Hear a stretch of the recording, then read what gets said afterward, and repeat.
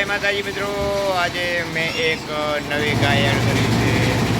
એની કિંમત છે 1,05,000 રૂપિયા. તો મિત્રો બસ હવે 9મી 5 તારીખ થઈ છે. બિયારણ પર એનું બોડી સ્ટ્રક્ચર જોઈને આપણને એવું લાગે છે કે બહુ મજબૂત અને વ્યવસ્થિત ગાય છે. આ એક મને તો અમને એટલી બધી ખબર નથી પડતી.